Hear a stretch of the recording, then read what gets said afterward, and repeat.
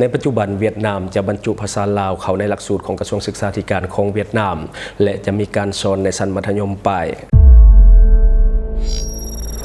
Time to share D+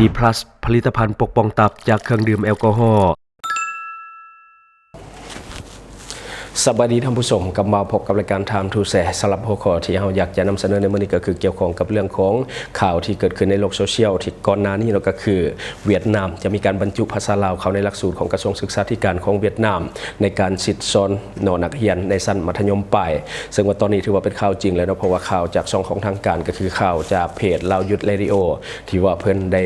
นำเสนอใน2 วันก่อนก็คือออกมาเป็นที่เรียบร้อยสสเวียดนามจะเปิดสอนภาษาลาวในชั้นมัธยมปลายโดยกระทรวงศึกษาธิการของเวียดนามกำหนดให้ภาษาลาวเป็น1 ใน 8 ภาษาต่างประเทศที่จะมีการสอนในโรงเรียนของเวียดนามรวมกับภาษาอังกฤษภาษารัสเซียภาษาฝรั่งภาษาจีนและก็ภาษาเยอรมันภาษาญี่ปุ่นและภาษาเกาหลีซึ่งว่าในระยะทำอิฐจะสอนภาษาลาวในโครงการริเริ่มให้กับนักศึกษาในพื้นที่ของชายแดนที่บัติดจอดกับประเทศลาวและก็จะมีการขยายการเรียนการสอนเมื่อมีครูภาษาลาวเพียงพอในเวลาเดียวกันก็จะมีการส่งเสริมให้มีการสอนภาษาเวียดนามอยู่ในระดับมัธยมปลายอยู่สปป.ลาวเช่นเดียวกันท่านรัฐมนตรีกระทรวงศึกษาธิการของเวียดนามหวังว่าสปป.ลาวจะสืบต่อให้การสนับสนุนโดยเฉพาะเป็นปืนแบบเพียนการสร้างครูและการจัดตั้งปฏิบัติโครงการรวมทั้งเนื้อในเวียกงานประวัติศาสตร์เกี่ยวกับสายพัวพันธุ์พิเศษระหว่างลาวและเวียดนามเขาในการเรียนการสอนอยู่ในโรงเรียนนอกจากนั้นทางฝั่งลาวได้เสนอให้กระทรวงศึกษาธิการและกีฬาพิจารณาให้เวียดนามเป็นวิชาทางเลือกให้ภาษาเวียดนามนี่เป็นวิชาทางเลือกในการเรียนการสอนและก็เซ็งจบสั้นม.ปลายอยู่ในโรงเรียนของเราพร้อมทางนำเอาปึ้มแบบเรียนของเวียดนามที่ว่าเรียบเรียงโดยคนเวียดนามอยู่ในบรรดาโรงเรียนต่างๆที่ว่ามีการต้องการให้สอนภาษาเวียดนามสามารถนำใช้ได้อันนี้ก็คือข่าวสารที่เราได้จากเพจลาวยุทธเรดิโอที่ว่าเพิ่นได้ลงก่อนในมือก่อนนี้ก็คือตอนนี้เป็นข่าวทางการแล้วว่าเวียดนามนี่จะมีการเพิ่มภาษาลาวเข้าในหลักสูตรของการเรียนการสอนอย่างแน่นอนแต่ว่าจะอยู่ในแถบชายแดนก่อนเพราะว่าตอนนี้ครูที่ว่าสอนภาษาลาวนี่ยังบ่เพียงพอกับความต้องการที่จะใส่ในทั่วประเทศแต่อย่างไรก็ตามถือว่าเป็นอีก1 บัตรเก้าหนึ่งที่สำคัญในการริเริ่มที่จะสอนภาษาลาวอย่างจริงจังอันนี้ก็ถือว่าเป็นสิ่งที่ดีสำหรับภาษาลาวจะได้เป็นที่ยอมรับในเพื่อนบ้านของเราหลายขึ้นซึ่งว่าส่วนใหญ่ภาษาลาวนี่ก็จะใส่แต่คนลาวที่ว่าอยู่ในประเทศหรือว่าออกไปนอกประเทศก็ตามแต่สุดท้ายก็คือคนลาวที่ใส่แต่ในปัจจุบันเราจะมีการสอนภาษาลาวในโรงเรียนเวียดนามฉะนั้นคนเวียดนามจะเรียนฮู้แล้วก็ใส่ภาษาลาวหลายขึ้นภาษาลาวเป็นภาษาที่บริษัทซ้อนลายพยัญชนะก็น้อยเดียวแล้วก็สระก็มีน้อยเดียวก็คือบริลายและก็เขียนง่ายออกเสียงง่ายเข้าใจง่ายก็คือคนต่างชาติเขามาอยู่แป๊บเดียวในสามารถที่จะเว้าได้เพราะว่าพยัญชนะเขาก็มีน้อยเดียวสระเขาก็มีน้อยเดียวแล้วก็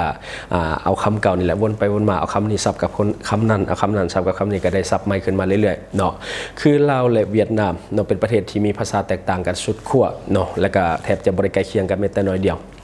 สำหรับคนที่ว่าจะเข้าใจได้ง่ายก็พูดแหละแถบหัวพันแถวเสียงควางหัวพันขึ้นไปในก็จะมีความใกล้ชิดกับภาษาเวียดนามหลายสมควรเนื่องจากว่าเขาเจ้ากันย้ายมาจากทางฝั่งเวียดนามอยู่แล้วฉะนั้นจึงเหตุให้มีความใกล้ชิดกับภาษาเวียดนามและก็เข้าใจได้ง่ายและก็มีความใกล้เคียงกันน้อยนึงแต่ว่าสำหรับส่วนใหญ่ในประเทศนี้ก็คือบริใกล้เคียงกับภาษาเวียดนามแม้แต่น้อยเดียว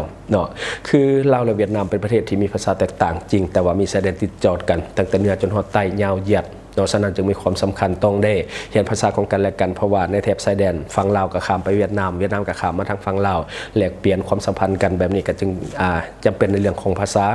การเรียนรู้ภาษาของกันและกันเป็นสิ่งที่จำเป็นหลายและก็มีประโยชน์หลายด้านบ่ว่าจะเพื่อการพัวพันกันในสังคมของคนลาวและคนเวียดนามไปมาหาสู่แต่งดองหรือว่าอย่างต่างๆก็จะเห็นให้เกิดความสะดวกสบายระหว่างกันและต่อมาแน่นอนก็คือการสื่อสารเพื่อทางการค้าตามชายแดนอันก็จะเห็นให้เกิดความสะดวกสบายไปมาค้าขายบางทีคนลาวก็ข้ามไปขายเครื่องฟังเบื้องเวียดนามหรือว่าเวียดนามก็ข้ามมาซื้อเครื่องฟังลาวก็จะเกิดความสะดวกสบายคันว่าเฮาได้ภาษาซึ่งกันและกันและต่อมาก็คือเรื่องของธุรกิจระหว่างประเทศคนเราไปลงทุนเวียดนามมาลงทุนในลาวหรือว่าไปเฮ็ดเวียกอยู่เวียดนามมาเฮ็ดเวียกอยู่ลาวก็จะสะดวกสบายยิ่งขึ้นและก็เพื่อจุดประสงค์อื่นๆล้วนแล้วแต่มีประโยชน์ทั้งนั้นสำหรับการเรียนรู้ภาษาซึ่งกันและกันทุกวันนี้คนลาวก็เรียนภาษาเวียดนามเป็นจำนวนหลายหลายคนอาจจะรู้นํกันอยู่แล้วว่าคนลาวนี่เรียนภาษาเวียดนามหลายเพราะว่าอย่างนี้หลายคนอาจจะพูดนำกันโรงเรียนสามัญบางบ่อนเขาก็มีหลักสูตรเรียนภาษาเวียดนามอยู่แล้วในปัจจุบันก็คือหลายคนก็พอจะพูดแล้วโรงเรียนเป็นข่าวดังๆว่ากินนี่เขาจะก็มีภาษาเวียดนามอยู่ในหลักสูตรอยู่แล้ว เนาะหลายบอนก็สอนเพิ่มเนาะหลายบอนก็รับสอนเพิ่มภาษาเวียดนามเพื่อที่จะเตรียมความพร้อมสำหรับคนที่ว่าต้องการจะเดินทางไปเฮ็ดเวียกอยู่ประเทศเวียดนามหรือว่าคนที่เดินทางไปเรียนต่อที่ประเทศเวียดนามก็จะได้เตรียมภาษาขั้นพื้นฐานเนาะเขาเจ้าก็มีรับสอนในบ้านเฮาการที่คนเราเรียนภาษาเวียดนามเป็นสิ่งที่บ่ค่อยแปลกปานใดเนาะเพราะว่าเฮามีความใกล้ชิดสนิทกับเวียดนามอยู่แล้วเนาะมัธยมปลายของเราเนาะเอาเข้าไปแล้วเข้าไปคือบางบ่อนเขาจะสอนภาษาเวียดเป็นปกติอยู่แล้วเนาะการที่เฮาเรียนภาษาเวียดนามเนี่ยมันบ่ค่อยแปลกปานใดเนาะเพราะว่ามันมีหลายอย่างที่ลาวและเวียดนามนี่ถอยทีถอยอาศัยซึ่งกันและกันมันหลายด้านเนาะหลายคนน่าจะฮู้นำกันอยู่แล้วความสัมพันธ์ของลาวและเวียดนามมันเป็นความสัมพันธ์พิเศษฉะนั้นลาวและเวียดนามนี่ถอยทีถอยอาศัยซึ่งกันและกันมีหลายอย่างที่สนิทกลมเกี่ยวกันเนาะในแต่ละปีเนาะลาวเฮานี่ก็จะส่งนักศึกษาคนลาวที่ว่าไปเรียนต่ออยู่ในประเทศเวียดนามนี่จำนวนหลายเนาะเกือบทุกด้านเนาะบอกว่าเรื่องของการทหารเรื่องของเรื่องต่างๆเนาะวิชาชีพต่างๆกันหลายสำหรับคนลาวเฮาที่ว่าไปศึกษาต่อในประเทศเวียดนามทุกวันนี้ลูกหลานทหารหรือว่าลูกหลานคนที่เฮ็ดเวียกในละน้ำรัดเขาจะกระส่งไปเรียนอยู่ประเทศเวียดนามหลายขึ้นและซุมื้อนี้เขาจะส่งไปตั้งแต่อายุยังน้อยๆไปเรียนม.ต้นม.ปลายอยู่ประเทศเวียดนามเนาะอันนี้ก็เพื่อซึมซับเรื่องของภาษาและก็วัฒนธรรมของเวียดนามให้ได้หลายที่สุดและกลับขึ้นมาเฮ็ดเวียกอยู่ประเทศลาวของเฮาเนาะซึ่งว่าเดี๋ยวนี้เขาจะส่งไปตั้งแต่ยังน้อยๆมันจึงซึมซับได้ง่ายเรียนรู้ภาษาได้ง่ายแล้วก็ปรับตัวเรื่องของวัฒนธรรมของการเฮ็ดเวียกในเวียดนามได้ง่ายเนาะซึ่งว่าอันนี้เป็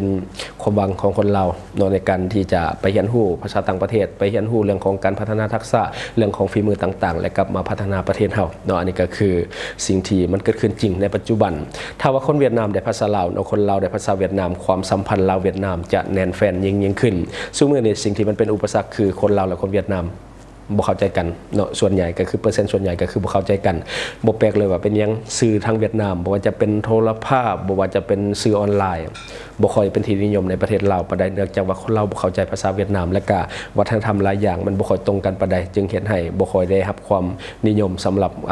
บคนลาวหลายปานใดสำหรับสื่อของเวียดนามทั้งที่เวียดนามนี่เป็นประเทศใหญ่มีสื่อหลายมีความทันสมัยหลายด้านแต่ว่าคนลาวเสพสื่อจากฝั่งเวียดนามนิดหน่อยเนื่องจากภาษานี่แหละเป็นตัวการที่เฮ็ดให้เฮาบ่เข้าใจกันเนาะการที่เวียดนามจะสอนภาษาลาวในหลักสูตรของการศึกษาเนาะของเวียดนามบ่แม่นเรื่องง่ายปานใดดอกเพราะว่ามันต้องได้เตรียมหลายๆด้านเนาะคือสิสอนปุ๊บปั๊บเลยนี่มันเป็นไปบ่ได้อยู่แล้วเนาะต้องสร้างบุคลากรในการสิสอนก็คือสร้างครูนี่แหละให้มีคุณภาพและก็เพียงพอกับความต้องการตัวจริงในการนำใช้หลักสูตรของกระทรวงศึกษาธิการเนาะอันนี้เป็นสิ่งที่เขาต้องฝึกมันต้องใช้เวลานานสมควรในการที่จะสร้างครูขึ้นมาเนาะหรือบอกกับอินพอร์ตครูจากประเทศลาวไปเลยง่ายกว่าแต่ว่าต้องเป็นครูที่ได้ภาษาเวียดนามนำพร้อมบ่แม่นว่าได้แต่ภาษาลาวเลยสิไปสอนภาษาลาวอย่างเดียวมันบ่ได้เพราะว่ามันต้องสื่อสารกับนักเรียนนำว่าต้องได้ใช้ภาษาเวียดนามสื่อสารเนาะแปลเป็นภาษาเวียดนามสอนภาษาลาวแต่ว่าแปลเป็นภาษาเวียดนามให้คนเวียดนามได้เข้าใจฉะนั้นมันเป็นเรื่องยากอยู่บ่ง่ายปานใดสำหรับหลักสูตรนี้ต้องสร้างแบบเรียนเนาะแบบการเรียนการสอนโดยมีคนลาวเป็นผู้สนองข้อมูลและก็สื่อการเรียนการสอนให้แน่นอนอยู่แล้วเวียดนามเขาสิมาสร้างหลักสูตรเฮามันก็บ่ได้เนาะก็ต้องให้คนลาวร่วมกับคนเวียดนามในการสร้างหลักสูตรเขียนหลักสูตรขึ้นมาในการเรียนการสอนเป็นสื่อการเรียนการสอนเนาะอันนี้ก็จะใช้เวลานานสมควรแล้วก็ไปฝึกบุคลากรอีกถ้าลาวเนาะบรรจุภาษาเวียดนามเขาในการเรียนการสอนหรือว่าในหลักสูตรของกระทรวงศึกษาธิการก็จะเป็นสิ่งที่ดีเนาะเป็นการเตรียมความพร้อมตั้งแต่เริ่มต้นเลยเพราะว่าคนลาวเฮาจำนวนบ่น้อยที่ว่าจบจากม.ปลายปุ๊บเขาจะก็ไปเรียนอยู่ประเทศเวียดนามต่อเลยโดยฉะนั้นถ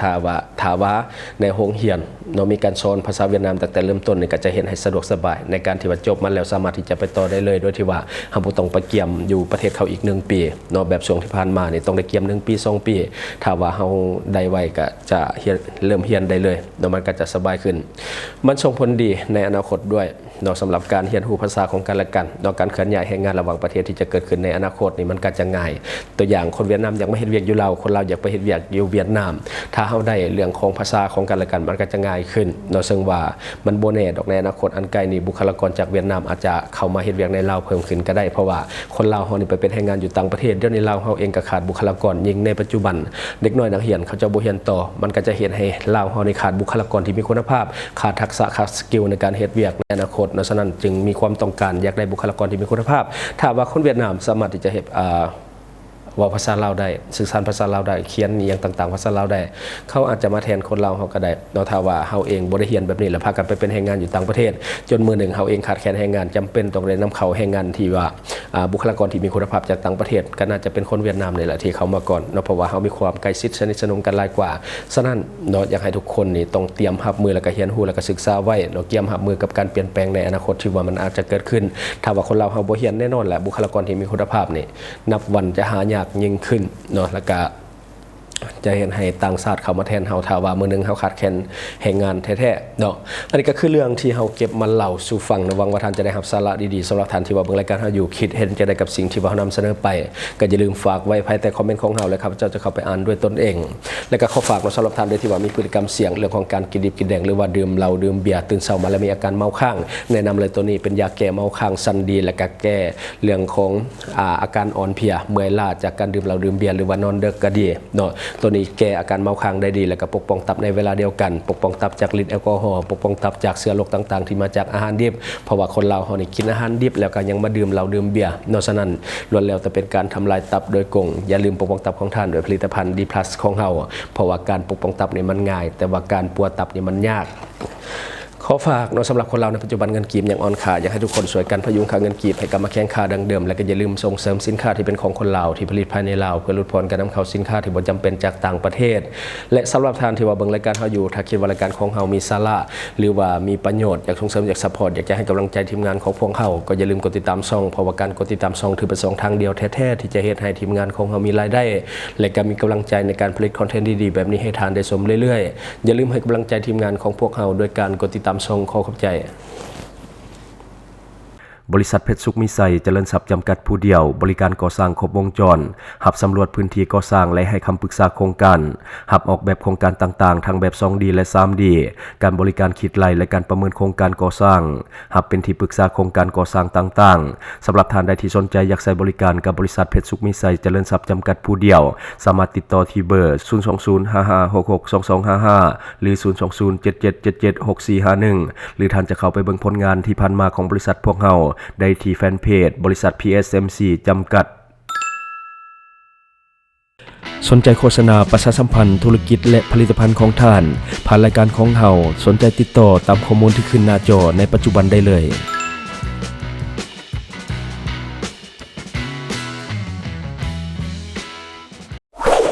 Subscribe for more video.